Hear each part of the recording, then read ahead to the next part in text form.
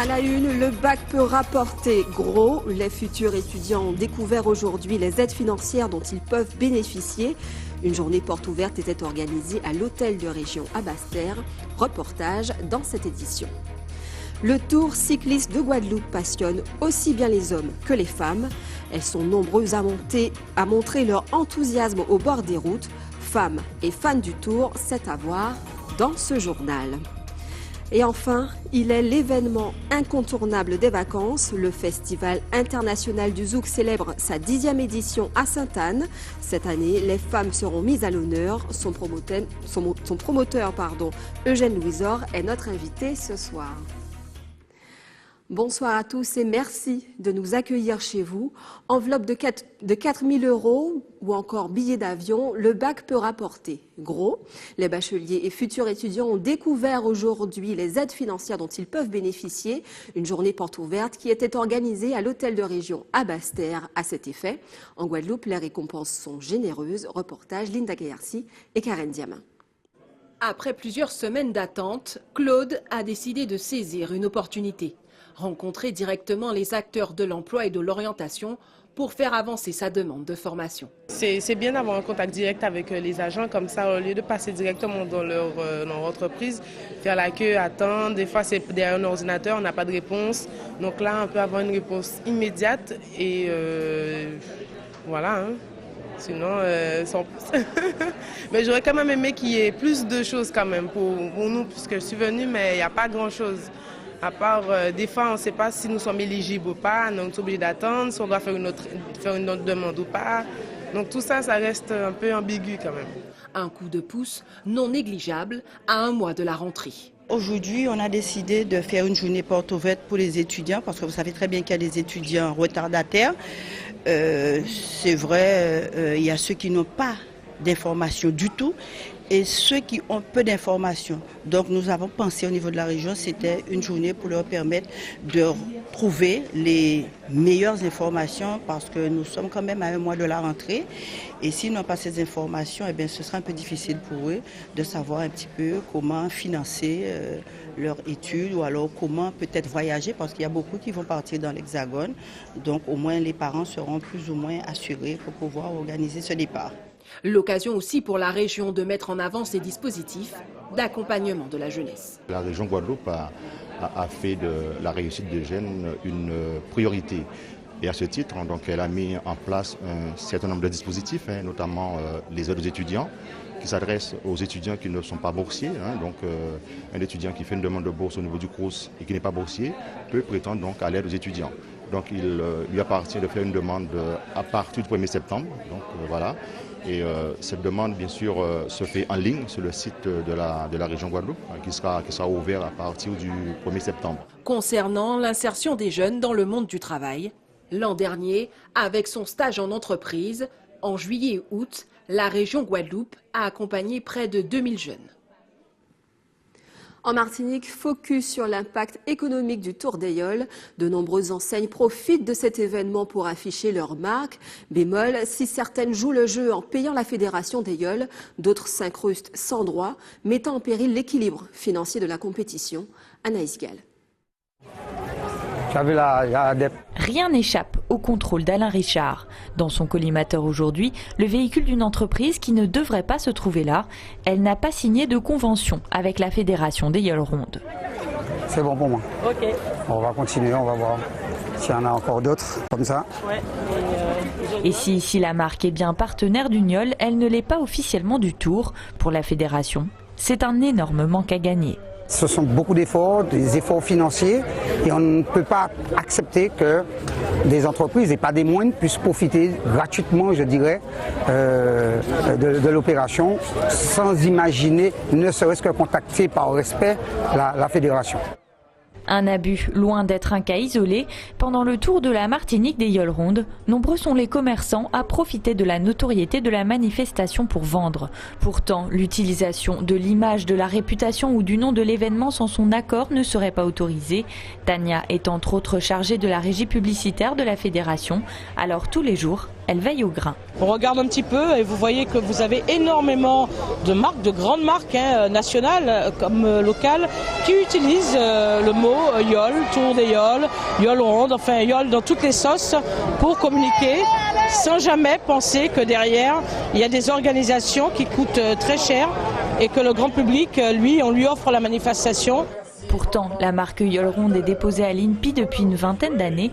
Les annonceurs n'ont donc pas le droit d'utiliser cette appellation. Pourtant, elle ne cesse d'augmenter au fil des années. La fédération tente de reprendre le contrôle. La fédération est dans une démarche pédagogique d'expliquer que les yoles, ça a un nom, c'est une marque. Et bien sûr, peut-être que l'année prochaine, il faudra passer à de la répression parce qu'on ne peut pas mettre en danger le financement de cette belle manifestation en laissant utiliser la marque à tout va. Pour l'avocat en charge du dossier, il est urgent de protéger la marque Yole Ronde. Il en va de la survie de la fédération. Quasiment toute l'économie de l'île cette semaine tourne autour de cet événement sportif et tous ces opérateurs aujourd'hui cherchent à tirer un avantage de cette situation. Ce qui a une double conséquence. La première, c'est que déjà les parrains officiels de la fédération ont de plus en plus de mal à vouloir maintenir leur engagement aux côtés de la fédération, faute pour cette dernière de créer une réelle distinction entre les partenariats officiels et les autres entreprises qui associent leur image. Et la deuxième conséquence, c'est que ce sont autant de financements qui ne profitent pas à la fédération et uniquement à ces opérateurs privés et qui du coup fragilisent de plus en plus la situation financière de la fédération. Cette année, la fédération a choisi de miser sur une communication digitale afin d'attirer un plus large public et donc plus de partenaires, sans lesquels l'avenir du Tour des Yoles risque d'être compliqué. On poursuit avec le Tour cycliste de Guadeloupe. Rire après le police qui peut bien motiver ces femmes à montrer autant d'enthousiasme sur le bord des routes pendant le Tour. Femmes et fans du Tour, c'est un reportage de Linda Kayarsi et Karen Diama. À peine sorties du travail, Marie-Lydie et Josiane deviennent des supportrices. Qu'est-ce qui vous plaît dans ce sport? Alors, des fois, ils sont très sportifs. C'est la plate. Tout. C'est bien. C'est un bon sport, quoi. Le cyclisme, un sport aussi bien masculin que féminin. Alors attention de ne pas se mettre à dos, Marie-Lydie. C'est pour tout le monde, hein. C'est un plaisir pour vous de... Oui, de regarder, de voir les coureurs passer. Est-ce que vous vous voyez comme certains gens courir en même temps que votre chouchou, vous donner de l'eau? Oui, je me vois, mais on peut pas le faire parce que c'est dangereux en même temps. Mais sinon, je me vois bien courir et les aider, quoi. Voilà. Sportif dans l'âme, jusqu'au bout. Jusqu'au bout. Ni la tente ni la pluie auront eu raison des deux femmes, impatientes de voir leur chouchou.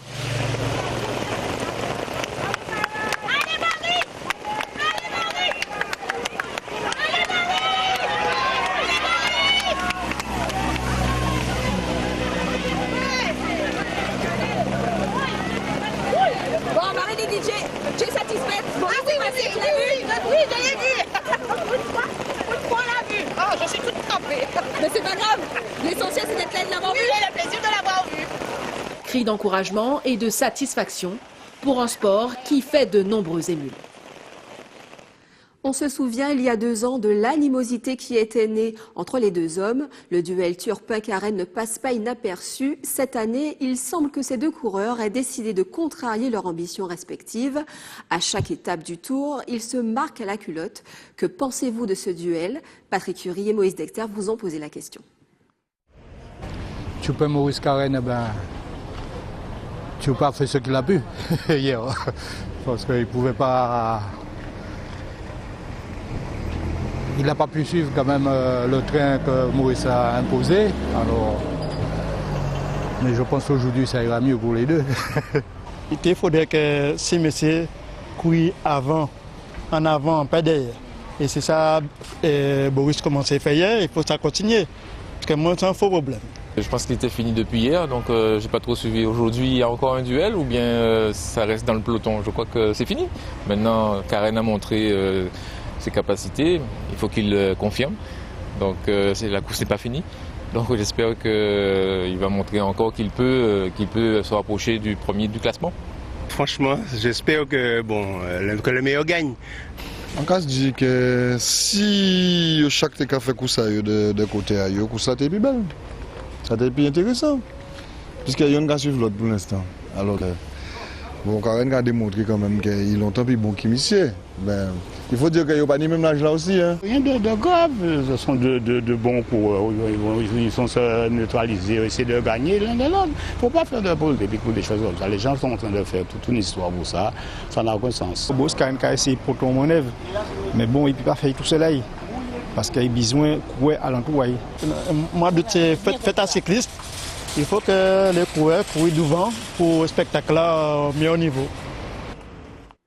Vous êtes sur ATV Guadeloupe, restez avec nous dans un instant. Vous verrez qu'il est possible de s'envoler au-dessus de la cime des arbres à vélo en position allongée. Puis nous irons à la découverte des oiseaux, ces boules de plumes qui éveillent nos sens. L'habitation Côte-sous-le-Vent lançait aujourd'hui une activité qui devrait faire parler tant elle est originale. Il s'agit carrément de rouler sur un vélo d'arbre en arbre sur 1 kilomètre à plus de 10 mètres de hauteur en toute sécurité. Karen Diamin et Linda Kayarsi se sont prises au jeu. Reportage. Survoler la canopée à bord d'un vélo volant. Une expérience inédite qu'il est désormais possible de pratiquer à Pointe-Noire. Le circuit fait à peu près 1 kilomètre de long. On oscille entre 5 et 9 mètres de haut à peu près. On passe à l'extérieur du parcours, on va passer au-dessus de rivières 2 fois, on passe au-dessus d'une vallée, la vallée des papillons, la serre, pareil pour la mini-ferme avec toute la mini-ferme créole, on passe juste au-dessus. C'est un système qui est très simple, c'est-à-dire que c'est une poulie fermée d'un seul côté, qui en fait après avec le poids fait que de toute façon on ne peut pas se décrocher du câble. Et tous les systèmes des virages et des points intermédiaires sont calculés de manière à ce qu'en fait la poulie va parfaitement passer sur ce câble sans pouvoir se décrocher tout le long du parcours. Pendant 25 minutes et suspendu dans les airs, les visiteurs pourront découvrir une nature luxuriante. Ouais, ça va. Franchement, je pensais que ce serait pire parce qu'on est accompagné quand même par la descente. Mais franchement top, on est haut, plein de sensations. Franchement top, des super sensations. On est au cœur des arbres, on voit vraiment ce qu'on voit pas du sol. Il y a des fruits qui sont à proximité, on découvre vraiment la canopée d'une manière différente et on a accès à toute l'habitation vue d'en haut et je trouve ça sympa de la visiter d'un autre point de vue. Au nombre de 12 pour l'instant, ces vélos volants peuvent supporter jusqu'à 100 kg et sont interdits aux enfants de moins de 12 ans. Tout a été pensé pour un maximum de sécurité, jusqu'au port de talkie-walkie en cas d'incident. C'est important. C'est pour un cas aussi, un petit souci. Si quelqu'un n'avance pas trop, il y a un petit truc, quoi, ils peuvent nous appeler. Et comme sur les différentes plateformes qu'il y a des numéros. Et si la personne est bloquée sur des endroits où il y a des numéros, comme ça, ils peuvent nous appeler le talkie et nous, on intervient. En passant les harnais, les gens sont assis sur le vélo et puis ils avancent tranquillement. En préparation depuis plus d'1 an, l'aboutissement de ce projet est une fierté tant touristique qu'économique pour l'habitation Côte-sous-le-Vent. Toute personne qui descendra en Côte-sous-le-Vent attirée par cette nouvelle activité, qui est une activité novatrice, nous permettra de développer la restauration dans la commune, développer les achats d'essence, de sandwichs dans les boulangeries, un peu tout ça. Et en général, toutes les études ressortent qu'il y a environ 10 € qui est redépensé dans les communes aux alentours. Cette activité propre a dégagé 3 nouveaux emplois à plein temps pour l'exploitation de la structure, mais nous a fait embaucher maintenant depuis 1 an et demi 4 personnes pour la construction, qui ont participé à toute cette construction et qui ont développé le site. Vecteur d'emploi et de développement touristique, le vélo volant est une activité innovante pour ceux qui n'ont pas le vertige. Je vous le disais en titre, la plage de Sainte-Anne sera l'épicentre du Zouk demain. Le Festival international du Zouk célèbre sa 10e édition. Cette année, ce sont les femmes qui sont mises à l'honneur. Eugène Louisor, le promoteur de l'événement, nous a rejoints sur ce plateau. Bonsoir. Bonsoir, madame. Merci d'avoir répondu à notre invitation. Alors, je viens de le dire, c'est quand même la 10e édition. 10 ans, ça se fête et vous avez quand même tenu à mettre la barre encore plus haut cette année. Quel est l'esprit de ce festival ? C'est-à-dire qu'au départ, c'est la promotion de notre propre culture. L'idée, c'était de trouver un projet qui soit à 100% antillais et qui ait de l'envergure internationale, tout simplement. Alors demain, il y aura des animations aussi bien en journée, mais aussi de nuit. Qu'allez-vous offrir au public, aux visiteurs? Alors nous invitons les gens à venir faire la fête sur la plage et surtout à partir de midi, venir déguster un peu toutes les spécialités créoles dans tous les restaurants et les ambulants qu'il y aura sur la place. À partir de 14h, des animations diverses vont commencer. On aura de la Zumba, on aura un concours de DJ interrégional entre la Guadeloupe et la Martinique. Et puis, on aura un groupe comme MKM, Kimoun, un groupe de Massapo qui va aussi mettre l'ambiance. On a aussi Aquaban Star qui va participer. Et il faut savoir que le soir, nous allons avoir un grand concert Zouk au féminin. Alors justement, vous avez voulu faire un clin d'œil aux femmes cette année? On a fait un clin d'œil à Patrick Saint-Éloi et aussi aux femmes. Voilà, parce que au départ, quand nous avons fait l'ouverture, et pendant toute la semaine, il y a eu une exposition à Rimini-Souta où les artistes ont travaillé à immortaliser Patrick Saint-Éloi et il y a eu une exposition photo sur lui. Et là, nous avons effectivement un concert Zouk au féminin avec de grandes dames, comme Tania Saint-Val, Orlane, Lucina Jean, Dacha et une jeune qu'on a invitée, Naïma. Donc c'est un festival. Toutes les générations sont. Voilà, intergénérationnel. L'idée, c'est vraiment de fédérer le zouk, aussi bien ancien que nouveau. Oui, mais aussi travailler sur les à côté. Ça veut dire que, par exemple, nous travaillons sur la codification de la danse.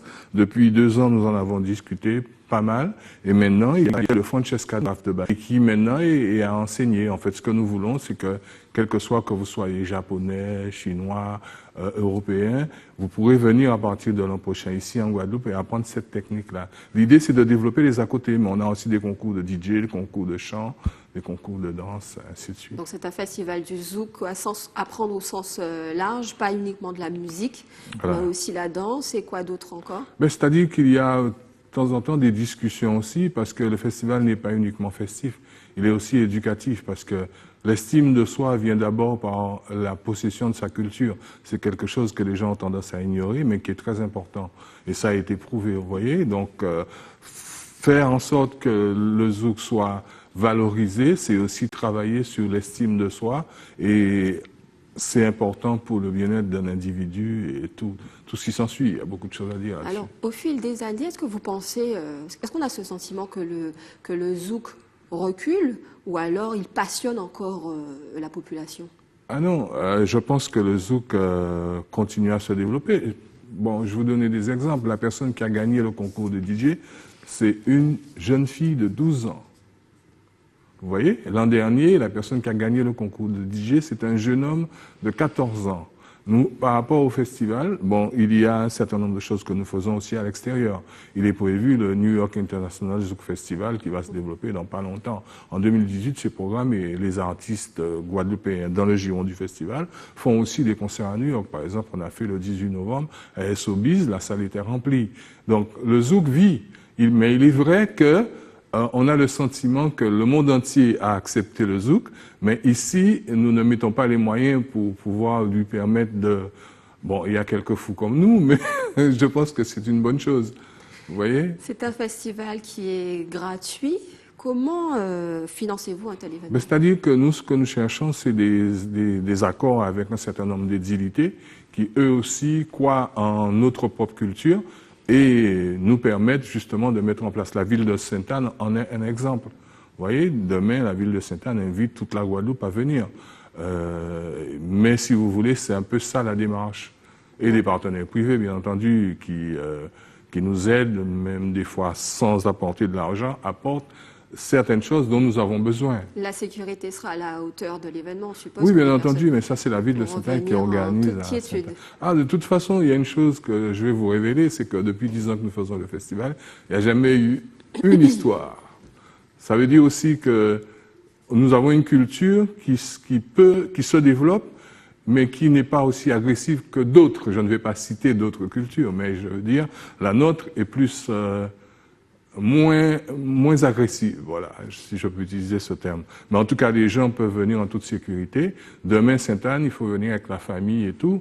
Et jusqu'au soir, les gens vont pouvoir s'amuser. Et Sainte-Anne dispose de tout ce qu'il faut, toutes les infrastructures plages, des jeux pour les enfants et tout. C'est l'endroit idéal pour un tel projet. Eugène Louison, merci d'avoir répondu De à nos rien, questions. c'est moi qui vous remercie. Est-ce qu'on pourrait espérer un festival du zouk en Guyane, selon vous? En Guyane? Oui. Oui, pourquoi pas, mais l'idée a déjà été émise. Il faut savoir que nous avons commencé en Martinique. Nous sommes aux États-Unis déjà. Donc l'idée, c'est de déplacer l'idée. Mais en fait, dans le déplacement de l'idée, c'est aussi, quand nous irons dans des pays étrangers, indiquer ce que ça vient de tel endroit. D'accord. Ça vient des Antilles. Merci beaucoup. En tout cas, en attendant, en Guyane, il est possible d'apprendre des langues étrangères autour des thèmes liés à l'écologie. Et aujourd'hui, l'association Kawana a organisé des stages linguistiques en anglais, en espagnol et en portugais. Et les participants ont pu découvrir le vocabulaire autour des plantes médicinales. C'est un reportage de nos confrères d'ATV Guyane qu'on regarde ensemble. On regarde. Let's go. Une chasse au trésor dans la langue de Shakespeare et de Saramago. Regardez bien la plante. OK. Observe it. Regardez la plante parce qu'on va la We chercher good? là. Regardez bien. Okay, now we go get it. Let's look for it. Where is it? Vous avez bien vu comment elle est? En plus de savoir reconnaître des plantes médicinales, ces enfants apprennent leurs appellations en langues étrangères. S'approprier la flore locale tout en la respectant, une pratique qui se perd. Lorsqu'on dit qu'ils sont petits, ils ne comprennent pas, c'est pas vrai, ils retiennent. Hein. On dit, ah, cette plante-là, je l'ai vue, ma maman fait à manger avec. Ça, on m'a donné à boire ça. Il ne sait pas le nom, mais il sait qu'on peut boire. Só tem folha, não tem nome. Agora é para buscar. Toute la semaine, salutations, consignes de base et vocabulaire spécifique seront appris aux petits. Un moyen pour eux de se familiariser aux sonorités des langues étrangères. Aujourd'hui, on est quand même dans un monde, comme on dirait, multiculturel, où l'importance des langues est très très importante. Et l'objectif est que justement, dès le jeune âge, qu'ils puissent être au moins familiarisés et ouverts sur l'extérieur. Si cette semaine est consacrée à la nature, les enfants pourront découvrir dès la semaine prochaine le patrimoine guyanais, toujours au travers des langues étrangères. Et pour clore cette édition, je vous propose d'aller à la découverte des oiseaux. Le Parc national et l'association Amazone proposaient aujourd'hui une marche sans difficulté à la Pointe-Allègre, à Sainte-Rose. Objectif, mettre en éveil l'ouïe et la vue et informer sur ces petites boules de plumes. Reportage Moïse Dexter, Patrick Curie et Nathalie Dinan. Il existe pas moins de 280 espèces d'oiseaux en Guadeloupe, dont 80 migratrices et une endémique. Le Parc national, en collaboration avec l'association Amazone, tente de faire observer cette faune en présence d'ornithologues débutants ou confirmés. Le vacher luisant, j'étais très contente de le voir parce que j'entendais souvent parler de lui mais je ne l'avais jamais vu. C'était bien, j'ai bien aimé, il y avait plusieurs espèces que j'avais, il y en avait une seule que j'avais pas vue mais j'ai bien aimé les revoir encore, que plus je les... Approprier, comprendre l'environnement, être terre et mer à la recherche de l'oiseau rare. Pour Nicolas, passionné de randonnée, c'est une manière différente de découvrir les paysages qu'il parcourt d'habitude. Moi, je fais pas mal de randonnées et donc ça me permet un peu plus d'avoir de connaissances sur l'environnement que je découvre. Moi, ça fait 2 ans que je suis en Guadeloupe, donc c'était un des moyens de découvrir un peu plus l'environnement naturel. J'avais pas beaucoup de connaissances sur les oiseaux et du coup, là, on repart avec quelques clés pour mieux appréhender le milieu des oiseaux. Au détour d'un chantier, on peut apercevoir un pluvier semi-palmé, ce petit échassier migrateur qui se reproduit au Canada et en Alaska et qu'on retrouve lors de sa migration entre les mois d'août et mai aux Antilles.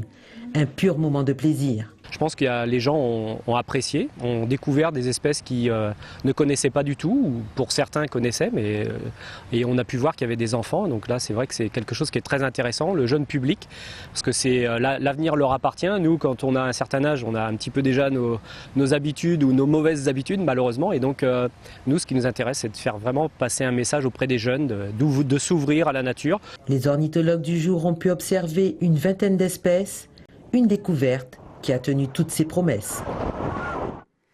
Place maintenant à quelques informations pratiques et utiles à votre quotidien. Alors, on passe en alerte jaune pour fortes pluies et orages. Donc, la prudence est donc recommandée cette nuit. Faites attention sur les routes. L'EFS, l'établissement français du sang, vous donne rendez-vous demain, mercredi 2 août, au centre commercial d'Estreland à Bémao, de 13h à 17h30. N'oubliez pas, n'hésitez pas en tout cas à donner votre sang. La 5e étape du tour se jouera entre Bouillante et Déède à 10h. Donc soyez prudents et vigilants sur les routes lors du passage de la course. Et enfin, si vous êtes témoin d'un événement ou si vous avez une information à nous communiquer, n'hésitez pas à nous contacter à la rédaction au 0590 71 11 ou en envoyant un email à rédaction@atv.gp. Voilà, c'est la fin de cette édition. Merci de nous avoir suivis. Merci de votre fidélité. On se retrouve demain dès 18h50. Passez une excellente soirée. Mais avant de nous quitter, on rappelle quand même les principaux titres de ce mardi 1er août. À la une, le bac peut rapporter gros. Les futurs étudiants ont découvert aujourd'hui les aides financières dont ils peuvent bénéficier. Une journée porte ouverte était organisée à l'hôtel de région à Basse-Terre. Vous l'avez vu dans cette édition. Le Tour cycliste de Guadeloupe passionne aussi bien les hommes et les femmes. Elles sont nombreuses à montrer leur enthousiasme au bord des routes. Femmes et fans du Tour, c'était un reportage à voir dans ce journal. Enfin, il est l'événement incontournable des vacances. Le Festival international du Zouk célèbre sa 10e édition à Sainte-Anne. Cette année, les femmes seront mises à l'honneur. Son promoteur, Eugène Louisor, était notre invité ce soir. Voilà, c'est ainsi que s'achève cette tranche d'information. Merci de votre fidélité. On se retrouve demain dès 18h50. Passez une excellente soirée sur ATV Guadeloupe.